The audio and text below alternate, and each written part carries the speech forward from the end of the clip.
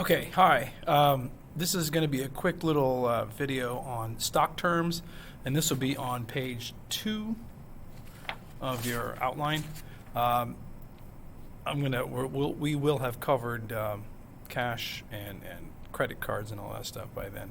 So this is not something that you'll need right away, but this will fill out basically that bottom half of that page. Okay, so you're on the page with the picture of the guy in the middle, which is Shaquille O'Neal, by the way, which hopefully that will be explained in a minute.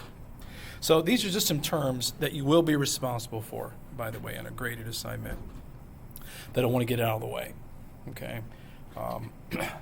At the risk of insulting you, I assume some of you probably know what stock is. I'm sure you've heard of it. But to give you an actual definition, and if you can't read this, it should be able to zoom it, I think. If not, then I'm going to read it anyway.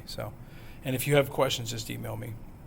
So first of all, stock is the piece of ownership of a company that what's called trades on an exchange. And they are sold in units called shares. So if you buy Apple stock, you buy one share of Apple for $100, just to make it easy. You own one piece of that entire company. So if there's 100 billion shares of stock, you own 1/100 billionth of Apple. Congratulations. Okay. So you buy that for $100, and then the whole goal is, of course, it goes up to 120 or whatever, and you sell it and you make money. Okay. So that is what stock is. Okay. Now, there are types, because what we're going to get into here is risk and reward, and something I'll address a little bit with you guys is when you think about, why people put money in the bank. Well, they do it because partly it's easy. It's also safe because it's insured. If you go to take out $100 out of your account, it's going to be there because the government guarantees it. Stocks are not guaranteed because Apple and Google and Amazon and Tesla and so on, they can't force you to buy anything. They can't force you to give them money. All they can do is try to talk you into it, basically. Or entice you might be a better word. Okay. So there's always a certain amount of risk involved. So I want you to think about yourself as a person. Do you like risk? Do you, if let's say it's today, I'm doing this on Friday, so it's Friday, and you get a call from your friend or a text from your friend that says, hey, man, you want to go bungee jumping? Some of you are going to be like, yeah, let's go right now. Risk taker. Others of you would be like, no way, man, no way am I ever doing that. That's like suicide. Third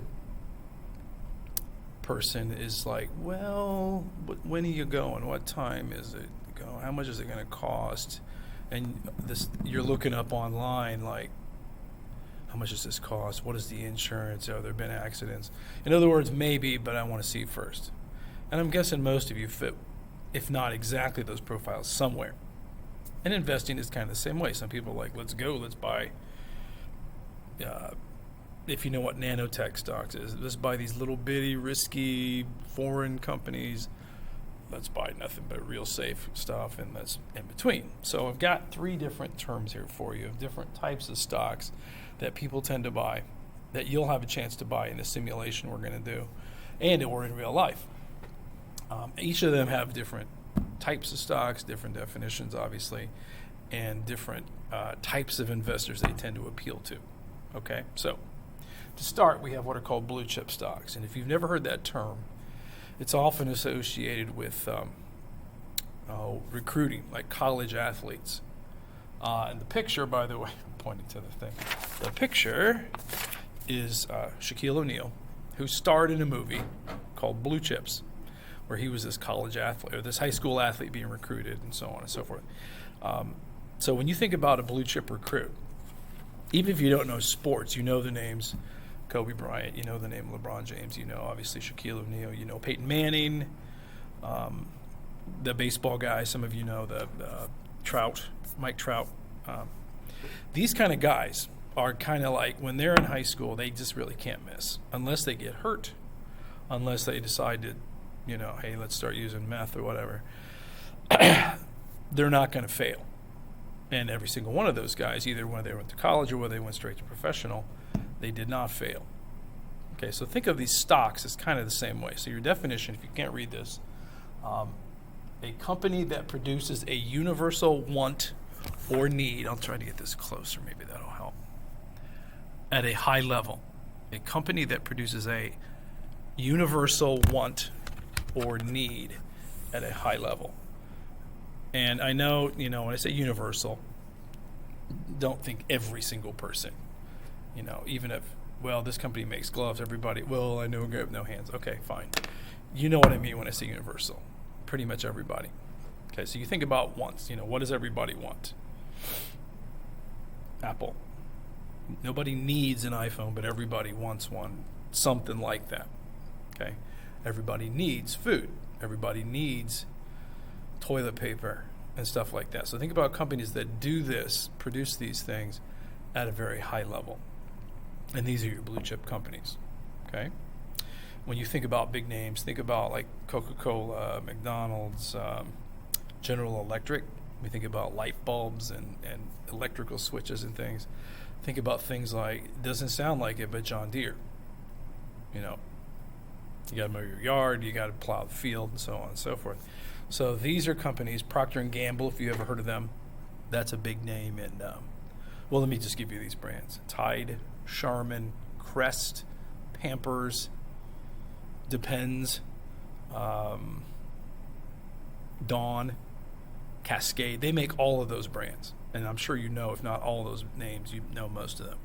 So think about stuff that you use, buy, use up, buy again, over and over and over and over again. Those kind of companies, if they do a good job, tend to be blue chips. Okay? So think about who that appeals to, and that's something we'll talk about when we go over this. Value stocks are stocks that are priced below what they're actually worth.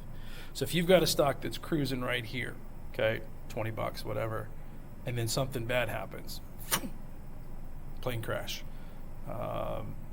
people die from eating Pop-Tarts or whatever it is, but it's a freak thing and the market just tanks like that, and then you're down here, you're like, oh, that's going to come back because they're going to fix this problem, people are going to forget about it. It's not that big a deal. We just overreacted until you buy down here with the hopes that it comes back up. Doesn't always happen that way.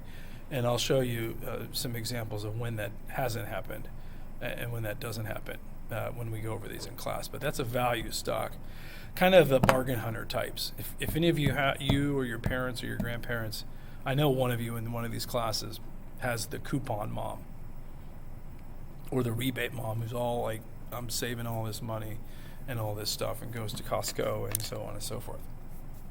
That's the kind of person this tends to appeal to.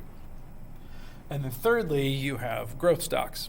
And this is where you're probably going to spend a good bit of your time because these are the sexy stocks. It's a real term in investing, believe it or not. But think about, the example or the definition here, a company whose earnings per share, just put that down and I'll explain it, whose earnings per share are going up at a higher rate than the average company. So the point is with earnings is you want to make money. That's profit, more or less.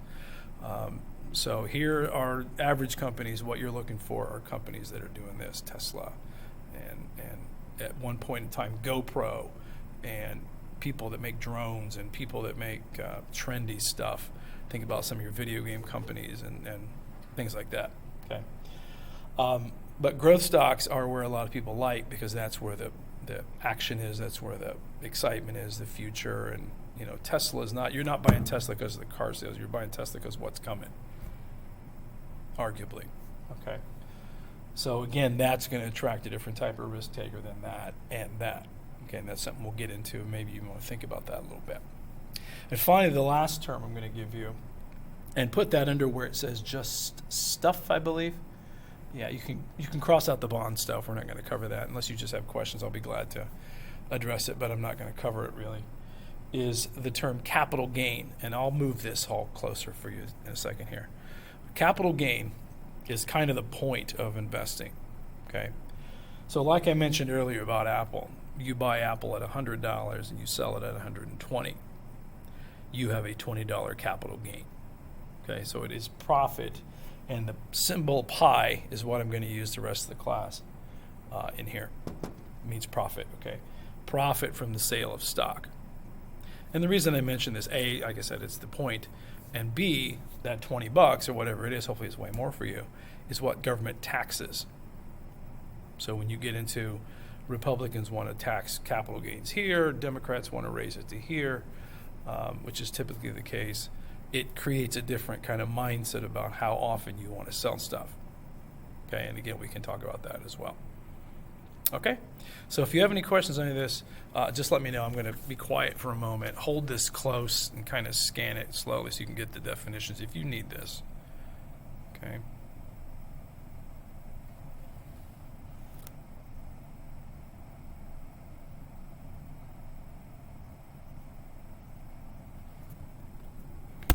All right, we'll see you later.